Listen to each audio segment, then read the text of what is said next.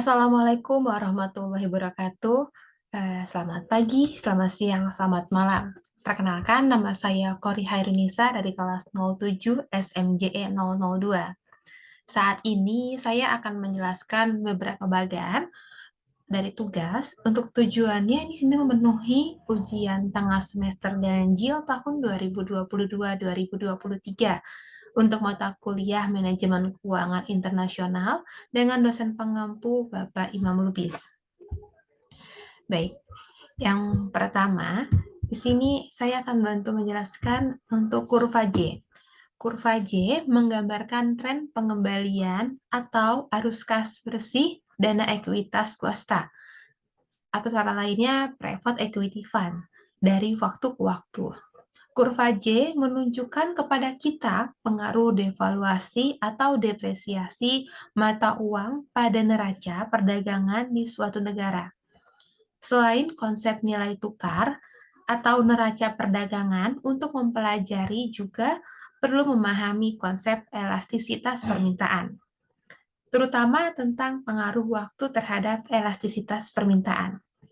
Kita juga dapat menggunakan konsep ini untuk mempelajari pengaruh revaluasi atau apresiasi mata uang pada neraca perdagangan. Revaluasi memiliki efek kebalikan dari devaluasi. Dengan demikian menghasilkan kurva J terbalik. Bagaimana kurva J bekerja dalam perdagangan internasional? Devaluasi membuat nilai tukar mata uang domestik lebih lemah dibandingkan dengan mata uang asing. Kita ambil contoh di sini Indonesia ya. Misalkan kita asumsikan pemerintah di sini mendevaluasi nilai tukar rupiah dari 14.000 US dollar menjadi 15.000 rupiah per US dollar. Mohon maaf, saya ulangi, nilai tukar rupiahnya dari 14.000 rupiah per dolar menjadi 15.000 rupiah per dolar. Devaluasi rupiah melemahkan daya beli terhadap dolar Amerika Serikat. Di sisi lain, bagi orang Amerika, dolar Amerika Serikat lebih berharga jika ditukar dengan rupiah. Dengan menukarkan 1 dolar Amerika Serikat, mereka mendapatkan 15.000 rupiah, lebih tinggi dari sebelumnya, yaitu 14.000 rupiah.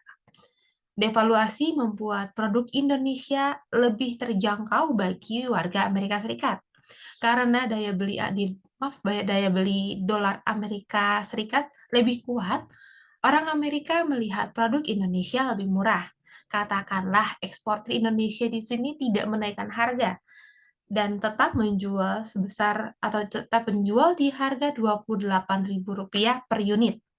Sebelumnya, warga Amerika harus merogoh kocek sekitar 2 US dollar untuk membeli 1 unit tersebut. Namun, karena devaluasi, mereka membelanjakan dolar lebih sedikit, yakni hanya sekitar 1,87 US dollar. Di sisi lain, devaluasi membuat harga produk Amerika lebih mahal bagi pembeli Indonesia. Untuk produk US dollar, 1 dolar di sini mereka harus membayar Rp15.000, lebih tinggi dari sebelumnya, yaitu Rp14.000. Selanjutnya adalah long term interest rate. Ada 2 gambar di sini. Yang pertama, amount of fund. Di sini ada include only domestic fund dan domestic and foreign fund. Long term interest rate yaitu investasi di atas 1 tahun. Long di sini ya, betul lama. Maksud dari kurva amount of fund yaitu jika semakin besar permintaan dana, maka tingkat suku bunga maka semakin melemah atau semakin rendah. Dan sebaliknya, semakin sedikit permintaan dana, maka tingkat suku bunga akan meningkat.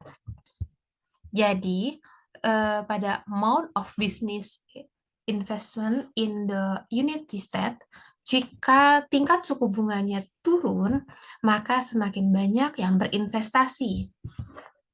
Oke. Next, di sini adalah jadwal permintaan untuk pound Inggris. Pound Inggris digunakan untuk menjelaskan keseimbangan nilai tukar. Inggris belum mengadopsi euro sebagai mata uangnya dan terus menggunakan pound.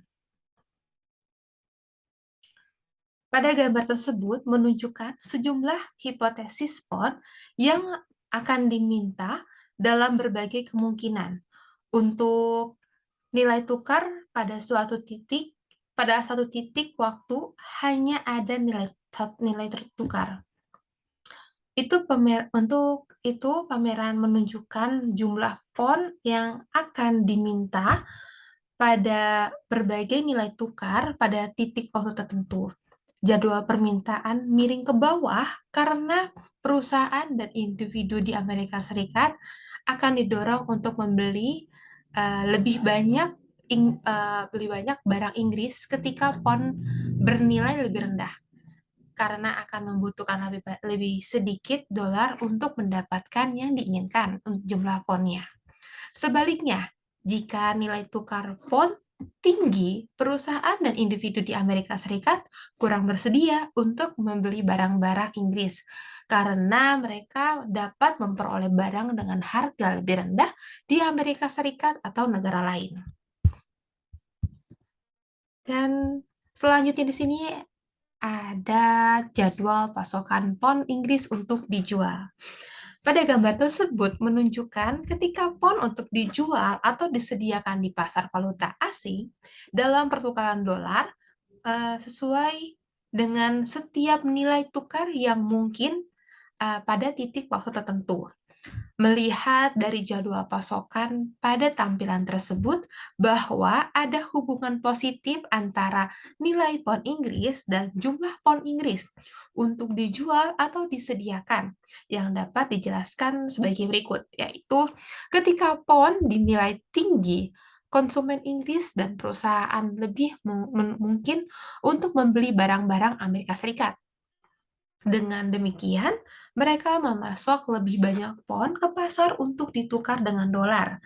Sebaliknya, ketika pound dinilai rendah, pasokan pound untuk dijual lebih kecil, mencerminkan keinginan Inggris yang lebih sedikit untuk mendapatkan barang Amerika Serikat. Berikutnya, ada penetapan nilai tukar equilibrium. Di sini, jadi jumlah permintaan dan penawaran pada pound Inggris digabungkan dalam tampilan gambar tersebut ya, yang di bawah di samping ini. Nilai tukar, contoh di sini nilai tukarnya 1,50 US dollar. Jumlah pound yang diminta akan melebihi penawaran poundnya untuk dijual.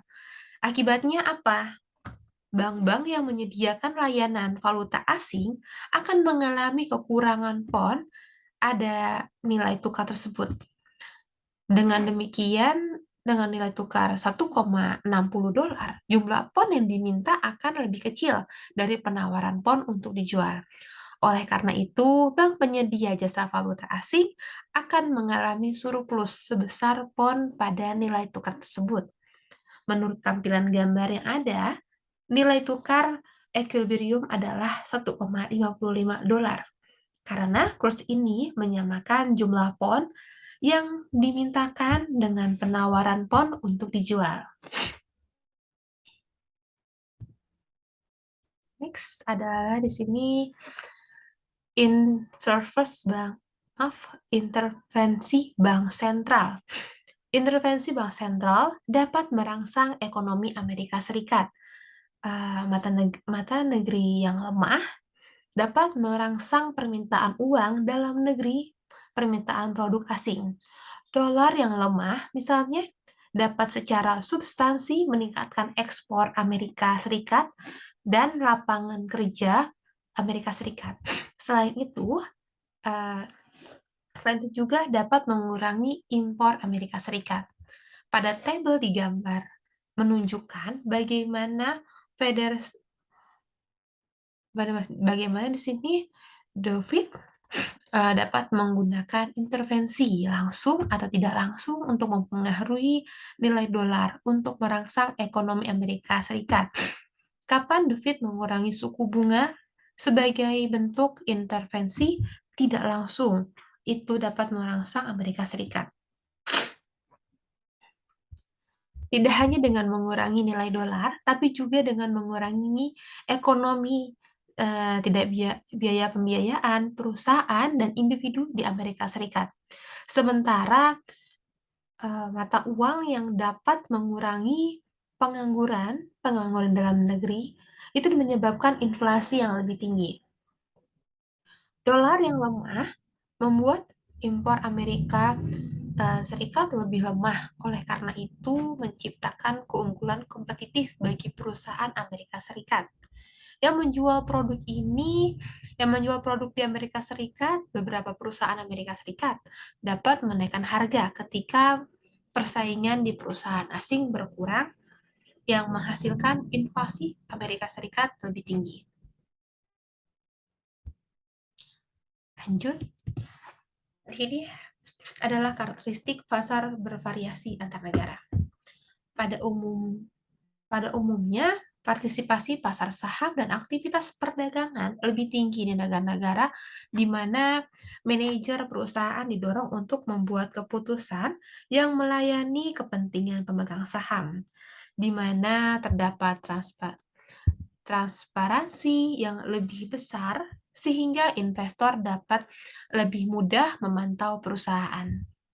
Selanjutnya, jika investor percaya bahwa uang yang mereka investasikan di perusahaan tidak akan digunakan untuk melayani kepentingan mereka, atau bahwa perusahaan tidak memberikan pelaporan dan transparan tentang kondisi atau operasi mereka, mereka mungkin tidak akan berinvestasi saham di negara itu.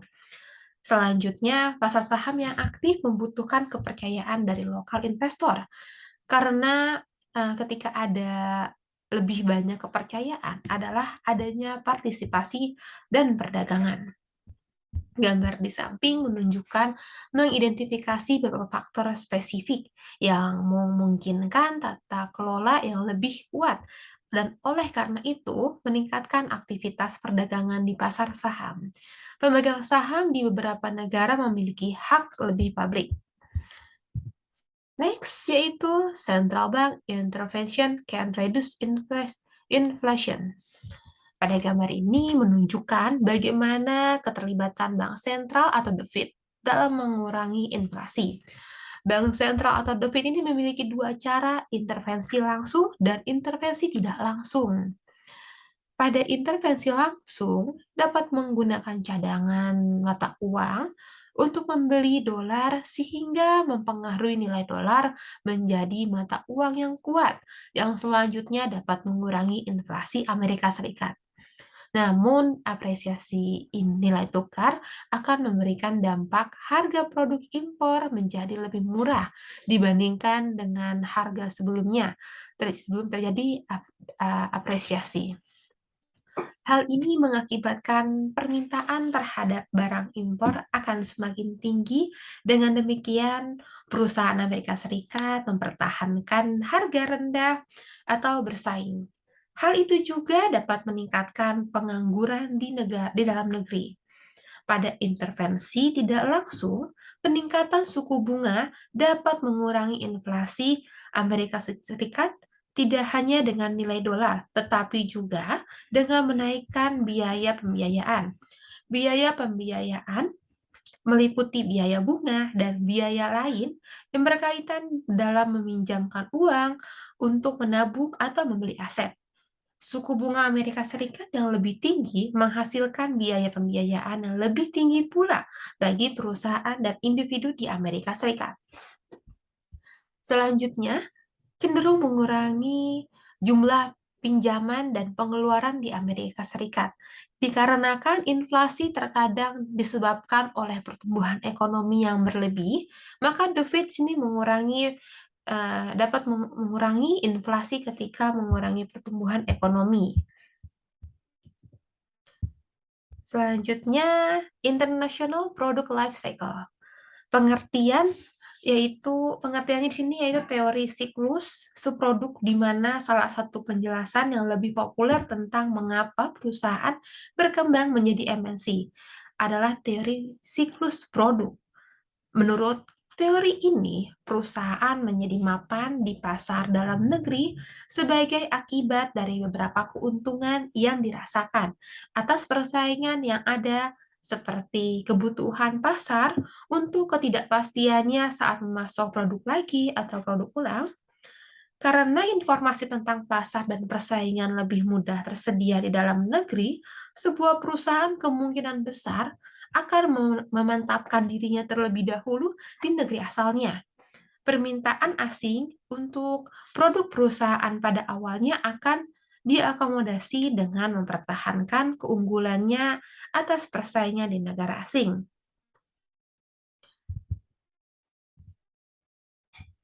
Saya ulangi di sini, perusahaan pada awalnya akan diakomodasikan dengan mengekspor seiring berjalannya waktu. Perusahaan mungkin akan merasa satu-satunya cara untuk mempertahankan keunggulan atas persaingan di negara asing adalah dengan memproduksi produk di pasar luar negeri, sehingga mengurangi biaya transportasinya. Persaingan di pasar luar negeri dapat meningkatkan karena produsen lain menjadi lebih mengenal produk perusahaan.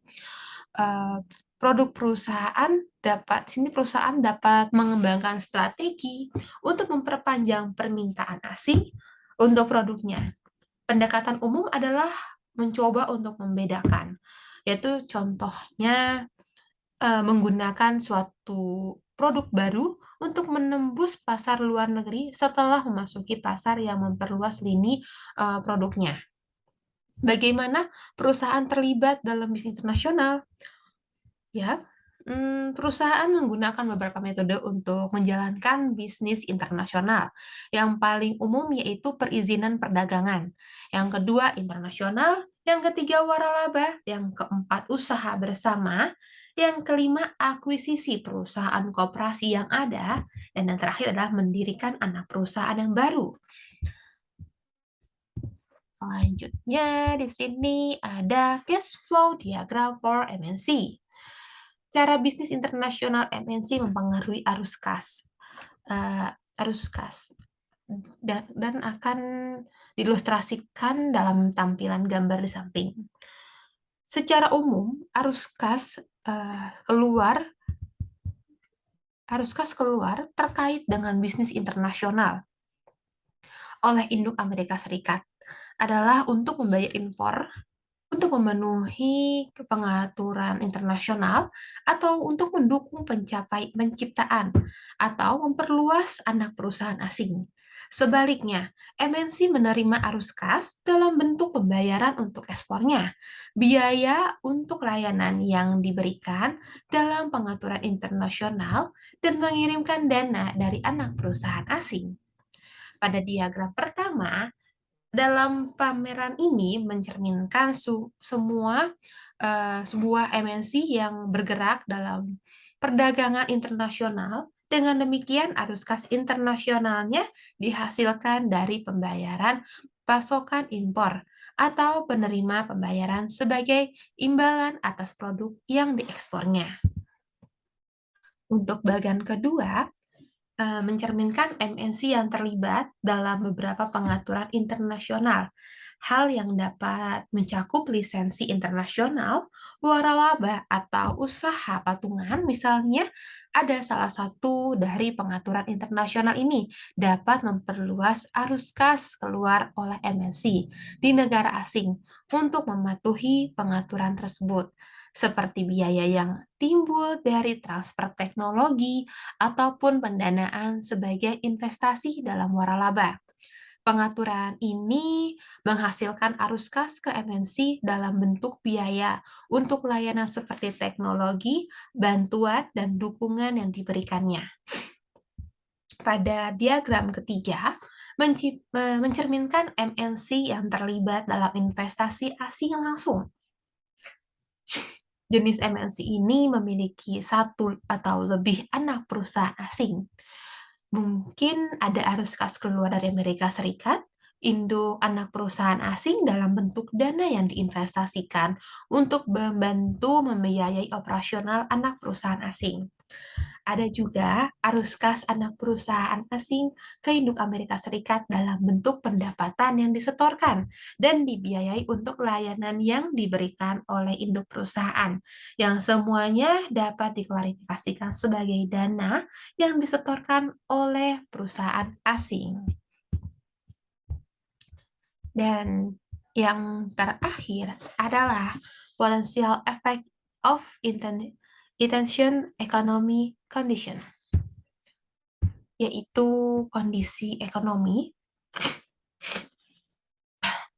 Kondisi ekonomi internasional juga dapat mempengaruhi arus kas MNC secara tidak langsung dengan mempengaruhi perekonomian dalam negeri. MNC mempertimbangkan bahwa ketika kekuatan ekonomi suatu negara meningkat, dan karenanya konsumen membeli lebih banyak produk dari perusahaan di negara lain, perusahaan di negara lain tersebut mengalami penjualan dan arus kas yang lebih kuat. Oleh karena itu, pemilik dan karyawan perusahaan ini memiliki lebih banyak pendapat. Ketika mereka membelanjakan sebagian dari pendapatan yang lebih tinggi secara lokal, mereka merasa ekonomi lokal mereka. Sebaliknya, jika ekonomi negara asing melemah dan negara konsumen membeli lebih sedikit produk dari perusahaan negara lain, maka perusahaan di negara tersebut mengalami penjualan dan arus kas yang lebih lemah.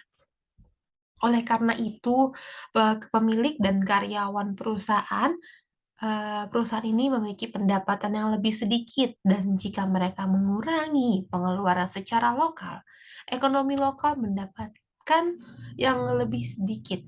Ada banyak perdagangan nasional antara Amerika Serikat dan Eropa. Di bawah negara-negara di bawah ini, kondisi ekonomi yang lemah cenderung mengurangi permintaan mereka untuk produk buatan Amerika Serikat. Hasilnya, mungkin kondisi ekonomi yang lebih lemah di Amerika Serikat yang dapat menyebabkan pendapatan nasional yang lebih rendah dan pengangguran yang lebih tinggi di sana. Kemudian, konsumen Amerika Serikat akan memiliki lebih sedikit uang untuk dibelanjakan, dan dengan demikian akan mengurangi permintaan mereka untuk produk yang ditawarkan oleh MNC yang berbasis Amerika Serikat dalam beberapa tahun terakhir.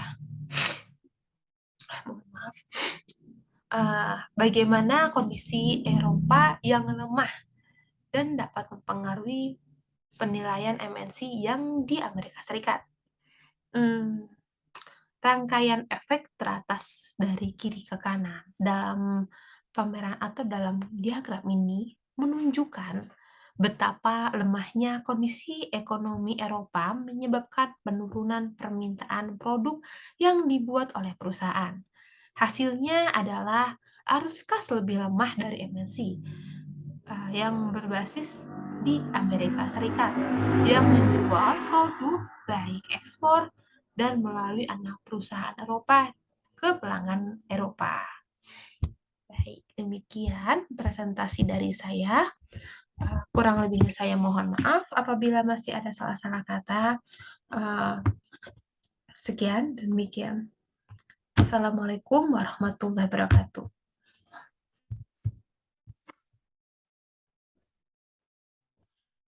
Ini.